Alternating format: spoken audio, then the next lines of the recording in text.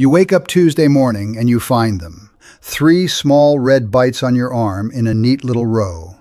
You did not feel anything in the night. You did not see anything, but the bites are there and you sit on the edge of the bed staring at them, while the dread creeps up because you already know what they probably are.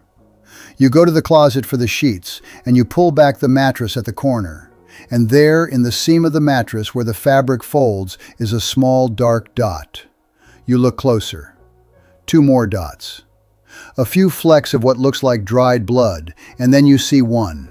A flat, brown, apple seed-sized creature that scuttles into the seam when the light hits it. You step back. Your wife asks, "What is wrong?" The day stops. Bedbugs. The pest that has come back across this whole country in the last 20 years, that thrives in clean homes and dirty homes alike, that hides in the seams of your mattress and the cracks of your headboard and the folds of your couch, and comes out at night by the dozens to feed on the carbon dioxide of your own breath. And the exterminator charges $1,500, $2,000, sometimes $3,000 to deal with a serious infestation. Heat treatments, repeated chemical sprays, professional equipment, multiple visits. Now, I want you to sit with this. There is a trap you can build tonight with $3 of ingredients you already have in your pantry that catches bedbugs by the carbon dioxide they hunt for.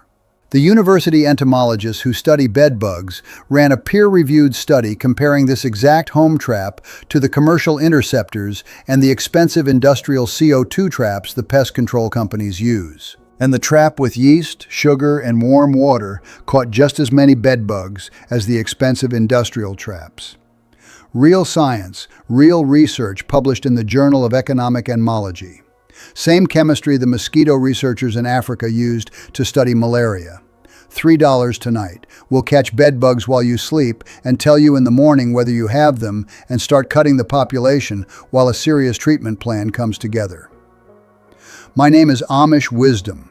I am Amish and I farm in Lancaster County, Pennsylvania. Today I am going to walk you through the trap, the 4-ingredient recipe, where to place it, why it works, what to pair it with, and the honest, sober word about when the trap is enough and when it is not.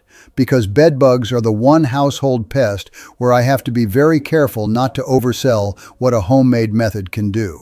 There are a great many things in this country that folks are paying good money for every month, and the old methods make most of those bills go away. Bedbugs are one of the hardest pests in this country to fully eliminate. The trap I am going to show you is a real tool for detecting an infestation early, for cutting the population, and for knowing whether you have them. But a serious bedbug infestation, one that is spread into the walls, the carpet, the furniture frames, the neighboring rooms, often does need professional treatment to fully eradicate. Whether that is professional heat treatment that raises a whole room to 140 degrees, or professional chemical treatments applied with the right equipment. I will not tell you the yeast trap alone wipes out a serious infestation. It does not. But for a small early infestation, for knowing whether you have them, for slowing them down while you plan, and for paired use with the other honest methods I will show you, it is the most valuable $3 you will ever spend. Stay with me. Let me first tell you what a bedbug actually wants, because once you understand it, the trap makes simple sense. A bedbug is a flat brown insect about the size and shape of an apple seed. It does not fly. It does not jump. It walks. And it hides during the day in dark, narrow places. The seams of mattresses, the cracks in headboards, behind picture frames, in the folds of upholstery, in the crevices of baseboards. It hides where no light reaches. At night, when you and your family lie down to sleep, the bedbug comes out to feed. And the way it finds you is the same way the mosquito finds you, by the smell of your breath. When you breathe out carbon dioxide. So does your child. So does your dog. The bedbug's tiny antennas pick up the CO2 trail from across the room. She follows the trail to its source, to the warm carbon dioxide pooling around a sleeping body, and that is where she lands and feeds.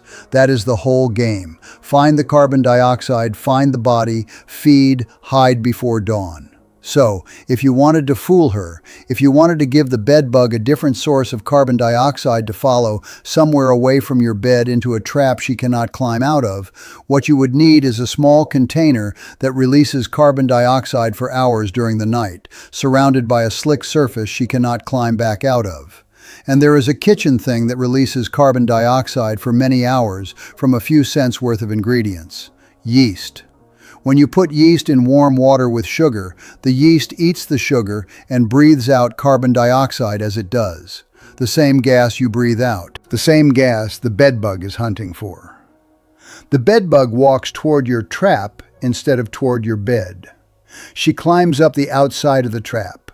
She reaches the rim, looks down, and falls into the slick powdered surface where she cannot climb out.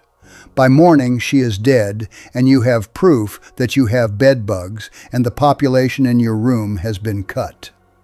This is exactly the same chemistry I showed you in the mosquito bucket trap a while back. Once you understand the principle, it works on more than one pest. Here is the parts list. Total cost about $3. An empty plastic bottle, a clean water bottle, an empty Coke or soda bottle, anything 2 cup size or larger. Wash it out and dry it. A plastic bowl, a Tupperware container, a plastic mixing bowl, even a deep plastic plate about 6 or 8 inches across. This is the trap basin. Plain table sugar, 2 to 3 tablespoons per trap, about 10 cents. Active dry yeast, a single packet from the grocery store or a small jar that lasts a long time. About 1 teaspoon per trap, about 50 cents. Warm water, not hot, not cold, warm, about as warm as a baby's bath. Too cold and the yeast does not wake up. Too hot and you kill the yeast. About 1.5 cups per trap.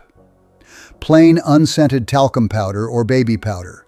A small bottle costs about $2 and lasts for many traps.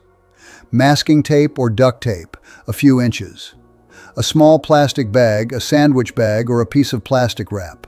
That is the whole list. Most kitchens have most of it already. Here is how to build the trap.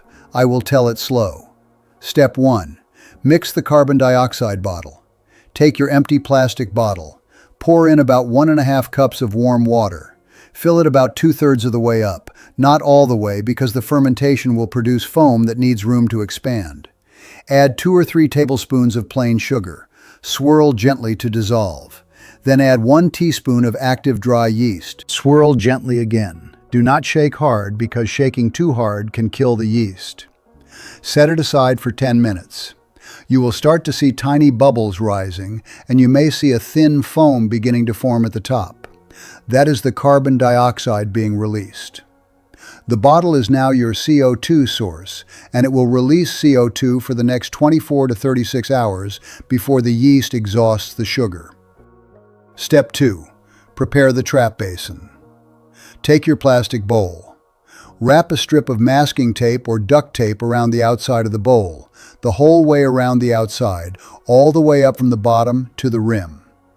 The tape gives the bedbugs a rough surface to climb up. Without the rough exterior, the slick plastic of the bowl stops them from climbing, and they never reach the trap. Then take your baby powder or talcum powder and dust the inside of the bowl generously. Tilt the bowl around so the powder coats the entire interior surface, sides, and bottom. You want the inside slick. That is what stops bedbugs from climbing back out once they fall in. Use a small brush, a piece of cloth, or even your finger to spread the powder evenly. Step 3. Assemble the trap. Take the lid off your CO2 bottle. Set the open bottle in the center of your powdered bowl standing upright. The CO2 now rises out of the bottle and pools in the bowl. Because carbon dioxide is heavier than air, it does not just drift up and away, it collects in low spaces. The bowl becomes a small reservoir of CO2 that bedbugs can smell from many feet away. Some folks add an extra small step here. Place a piece of plastic wrap or a plastic sandwich bag loosely over the top of the bottle, with a small opening to deflect the rising CO2 downward and into the bowl rather than letting it rise straight up. This is not strictly necessary. The CO2 pools either way, but it helps direct the gas where you want it. Step 4. Place the trap. Wash all sheets, pillowcases, blankets, comforters, and any clothes near the bed in hot water, at least 120 degrees, and dry them in the dryer on high heat for at least 30 minutes. The CDC and the EPA confirmed that this kills bedbugs and their eggs at all life stages. Heat is the bedbug's true enemy. 2. Vacuum thoroughly and dispose carefully. Vacuum the seams of your mattress, the cracks of your headboard, the baseboards, the carpet edges. Bedbugs and their eggs come up in vacuum suction. Then take the vacuum bag or canister outside immediately and seal it in a plastic bag in the outdoor trash. Do not leave the vacuum in the room. The bedbugs will climb back out. 3. Steam treatment for surfaces. A handheld steam cleaner producing temperatures above 120 degrees kills bedbugs and eggs on contact. Steam the mattress seams, the headboard, the carpet edges, the upholstery folds. Slow and thorough. Heat does what chemicals cannot. 4. Encase the mattress and box springing in zippered bedbug-proof covers. These are available at any hardware store for about $15 to $30 a piece. They seal in any bedbugs already in the mattress so they cannot escape or feed, and they prevent new bedbugs from getting in. The bedbugs trapped inside eventually starve. Leave the encasements on for at least a year. 5. When to call a professional. If after 2 weeks of trapping, washing, vacuuming, steaming, and encasing, you are still seeing bedbugs or fresh bites, call a professional. A serious infestation that is spread into walls, carpets, and neighboring rooms genuinely needs professional heat treatment or professional chemical treatment with the right equipment. Do not let pride keep you scratching for 6 months when a professional can solve it in a day. The cost of professional treatment is real. $500 to $2,000 for most homes. But the cost of not solving it is sleeping every night with creatures crawling on you while the infestation spreads to every room. Know the limits of the home methods. Now I want to take a moment because here is where it all matters. The trap I just showed you is real. The science is verified. The chemistry is honest. And it is one tool among several you need for a real bedbug fight. The pest control industry does not run commercials for the yeast trap because there is no money in a $3 fix. They run commercials for the $1,500 treatment. The treatment is real and sometimes necessary, but the trap is the thing you start with tonight before you spend the $1,500. Before you know how bad it actually is.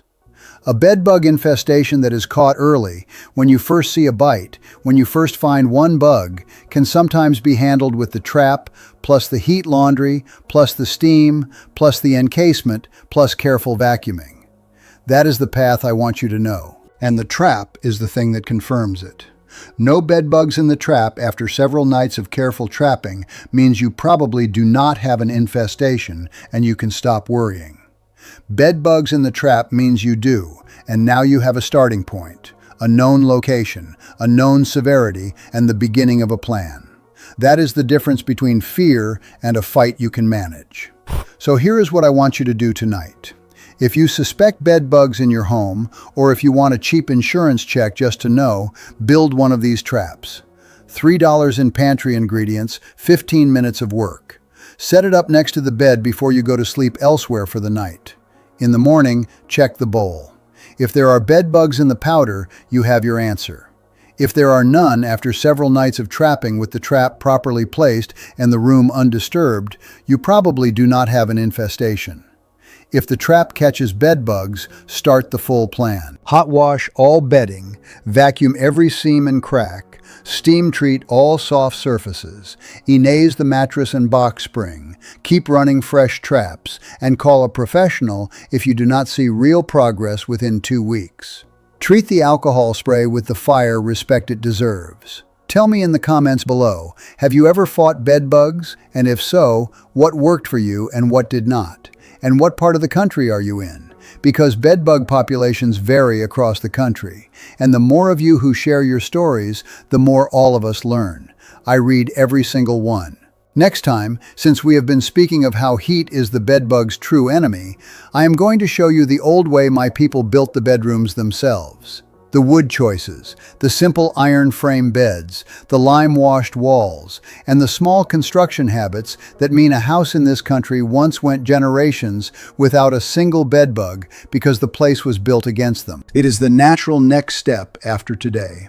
Until then, build the trap, run it tonight, and remember that the cheapest tool in the fight is sometimes the one nobody at the exterminator's office has any reason to mention.